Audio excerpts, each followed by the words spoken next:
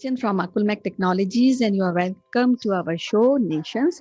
Today, we have a great personality on our show, Mr. Sitesh Srivastav, who has a deep interest in corporate training. He's an IT professional, is closely related to radio broadcasting. So, welcome to the show, Sitesh. How are you today? Hey, Kanchan, I'm very well, and it's always wonderful to talk to you. It was a certain gap for last couple of weeks, I believe, but I'm absolutely fine. How about you? Yeah, I'm fine. And you see, now technology is here, so we can't complain about gaps and not interacting. But at the same time, Yes, so at the same time, I feel that though in India we have become technology savvy, but still there's a gap in innovation. If you really see the last few months, like Indian startup raised a total of $9.3 billion in 2020. Some of the biggest gainer was food delivery application and hotel booking application. But then still, I think that online fashion retailer and online baby products were on boost. But I think there was not enough innovation when we talk about application. That means we have applications, and I mean lot of applications, but then we are not going or using these application in the sense that it's being innovation or something new which is being offered in technology scene. What is your idea about this?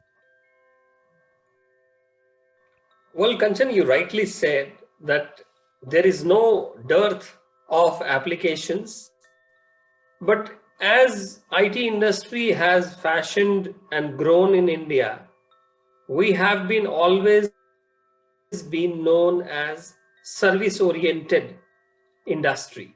We serve the customers from a services point of view. That definitely means that we serve their applications, we serve their systems. But actually, do we really create an intellectual property, that is IP, for us, for the country, for the companies that we work for? That is something which is actually a questionable thing. And that is where I feel that we have a long way to go if we have to move into the value chain of software industry. Is in terms of the leadership, then we will have to create, we will have to innovate, we will have to execute fresh ideas, our own intellectual property, and not just another service oriented app. Yes, lately what I have seen that though there is a technology and innovation is actually done in repacking old ideas and selling it as a new, like we have a milk delivery application or a cab booking application, but there's nothing which really give a innovation in terms of giving some guidance or somebody who need new new courses, though the old things is repacked even in education also, and just displaying it or playing it online. So now we think is that's a cute technology. We are not really working hard. We are not thinking that we have to do and we have to offer in the market something new which can change the whole scene when we when we talk about India progressing and going into innovations and high economic country. Right, Kanchan. So actually, the challenge that I see is also a very interesting thought process. When we talk about the entrepreneurship in India, it is nothing only about IT and what is being labeled today as cute applications. I think entrepreneurship is same all over the world. An entrepreneurial mind and an enterprising team. They need to join hands. And in India, we always had a culture of traders. Our Gujarati brothers, Marwadi brothers and sisters, our from Kerala, the trading community from the Malabars, the Nadars of Tamil Nadu.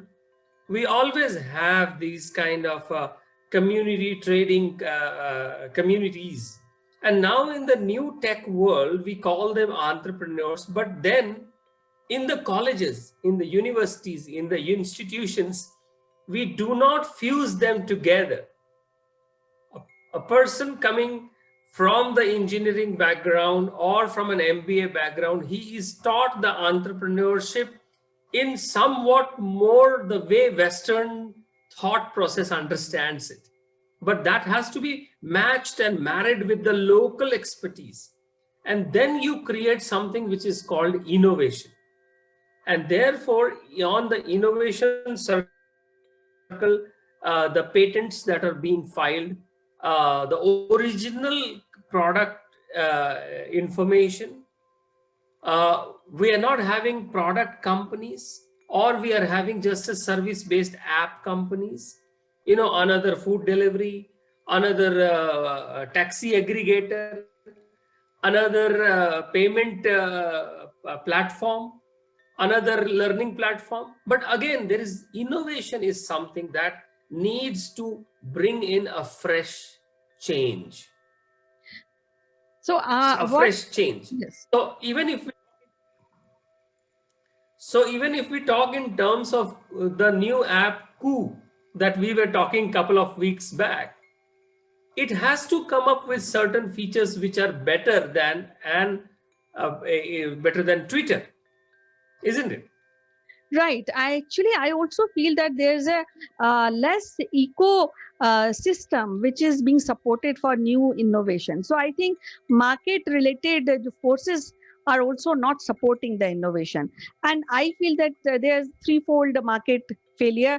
First is majority of young startup are focused on cute managed services, as you have mentioned. And second is majority of large Indian business are happy playing the system integrated trends from quarter to quarter, because quarter to quarter revenue generation is very, very important for large companies. And the third is that there's a private capital that is either no appetite or understanding of technology or innovation, or maybe they don't want to go further because they are playing safe. So I think this is something which need to change, because now the era is technology and we can't escape from that. And when we are into this technology atmosphere environment, we have to really go into uh, uh, deep technology and do innovation, and very seriously. Well, Kanchan, so that's what I agree with you. And I think we already have a great entrepreneurial community across the country. As I said, Marwadis, the Gujaratis, the Rajasthanis, the Nadars, and the Malabari tradesmen. But many of these communities, they do the entrepreneurship in a age-old fashion, probably decades old or centuries old traditions and conventions. If that can be married with the new technology, with an equal equity of both, you can think of amazing innovations that can come out of this country. So when I am in Africa, I see a Mahindra on the road or a Tata on the road, and I really feel that yes, they are there because there are other car makers, they are there. But what is so innovative on that? We all are waiting for a very innovative car in India called Tesla. That is something that is an innovative product. So I am thinking in terms of that it has to start from the schools, especially in the secondary education. So secondary education, then the undergraduates, and definitely on the post graduation, I think it is important to understand that innovation needs patience, and innovation needs money. Innovation needs infusion of capital for a certain amount of time to productize it. And therefore, it is actually not a 1 year game. All the great products of this world, at least in today's time, they take at least 10 years of investment. Are we ready for it? Yeah, at this point, I also want to add one thing, that I think policy makers also need to think about this, because the policy idea for innovation should have that kind of mental preparation, and they should give freedom to people who are into invention and who are into R&D, because as you said, takes time to really come out with new product or new ideas. It like lot of thinking. So I think state should also take care of these people who are into this R&D. And I just happened to read one data, and it says that US is spending 2.7% of its GDP on innovation, whereas South Korea is spending 4.1% for R&D activities, and Taiwan is the third highest spender. It is 3.36%.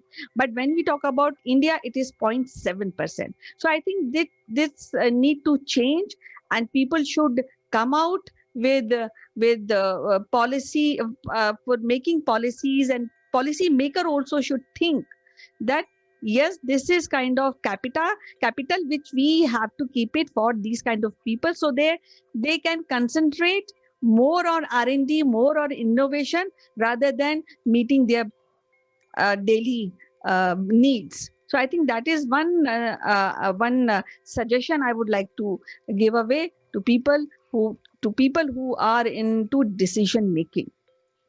What do you say? Well, yes, Kanchan. I mean, this is a 100% holistic view, and I think our bureaucracy, the Niti Aayog, the finance ministry who allocates the funds, they need to take care of certain indigenous laboratories.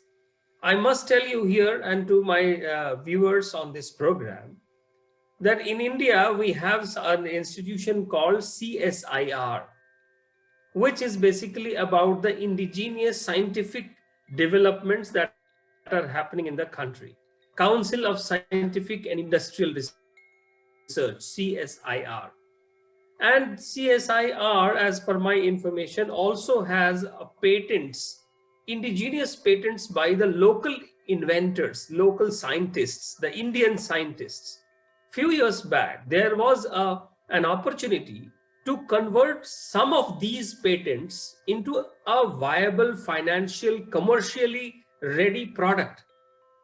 And when a professional organization was put across, a professional corporate team was brought, and when they went to the laboratories, from one laboratory to another laboratory, they found there were great patents which could be converted into product, but they could not secure funds for 3 years. Almost 3 years they tried for funding, and since it was a government initiative, they had to run pillar to post between the parliament, the bureaucracy, and the scientists itself in all of these laboratories.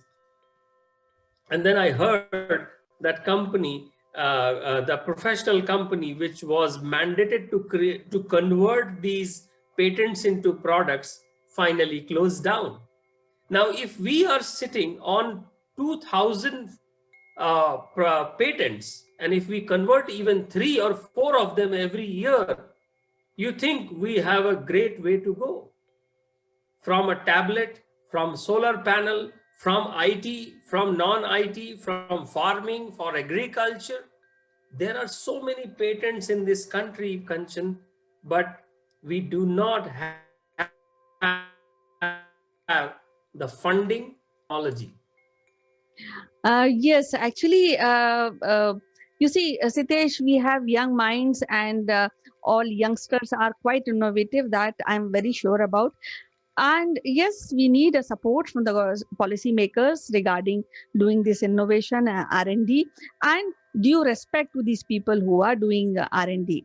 So nowadays, you see, technology is not a luxury, but it is a matter of survival and global dominance. So it is high time for India to really raise their budget for R&D from zero point 0.7 to more, to really get into a technology related country, a country with a sound roots of technology, which is, I think that is the way to go. It was so lovely to talk to you, Siddesh, today, and we'll meet again with some interesting topic next time in our next episode. Till then, bye bye, take care. Thank you. And the world should not forget about the COVID vaccines that India has produced as an innovation in a record time. Thank Yes, you. thank you. Bye bye.